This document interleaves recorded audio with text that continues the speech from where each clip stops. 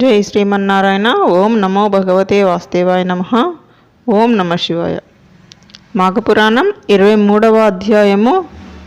ఈ వీడియోలోకి వెళ్ళే ముందు మన ఛానల్ని ఎవరైనా మొదటిసారి చూస్తున్నట్లయితే ప్లీజ్ లైక్ చేయండి, షేర్ చేయండి, సబ్స్క్రైబ్ చేయండి. అలాగే పక్కనే ఉన్న బెల్ ఐకాన్ కూడా క్లిక్ చేసి ఆల్ అనే ఆప్షన్ ప్రెస్ చేసి ఉంచుకోండి. నేను వీడియోస్ అప్లోడ్ చేసిన వెంటనే మీకు నోటిఫికేషన్ ద్వారా వస్తాయి. ఇక వీడియోలోకి వెళ్దామా మరి. మాఘపురాణం 23వ అధ్యాయము. బ్రాహ్మణ కన్యల విమోచనము.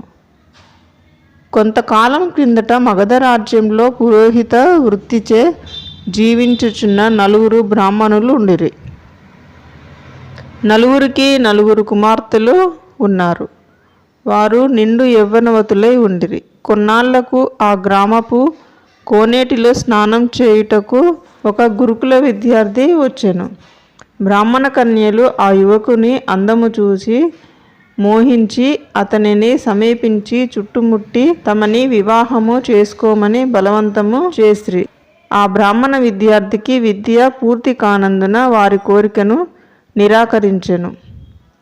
అంతటా ఆ కన్యలు కోపంతో నీవు పిశాచివి కమ్మని శపించగా ఆ విద్యార్థియు మీరు కూడా పిశాచులగుదురుగాక అని ప్రతిశపించెను. వారంతా పిశాచ రూపంలో ఆ కొలను వద్దనే ఉండి అందరినీ బాధించి ఆహారము దొరికితే పెనుగులాడుచుండిరి. కొంతకాలంనకు ఒక సిద్ధుడు ఆ కోనేటి దగ్గరకు రాగా ఆ పిశాచుల తల్లిదండ్రులు తమ బిడ్డలకు కలిగిన పిశాచ రూపములెట్లు పోవునని అడిగిరి.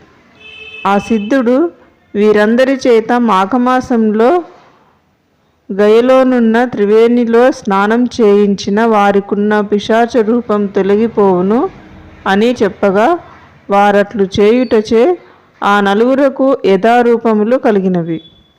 అట్లు జరుగుట మాఘస్నానమే కారణము.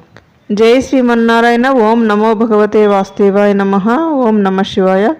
మాఘపురాణం 23వ అధ్యాయము సమాప్తము. ఓకే ఫ్రెండ్స్, ఈ వీడియో కనుక మీకు నచ్చినట్లయితే లైక్ చేయండి, షేర్ చేయండి, సబ్స్క్రైబ్ చేయండి.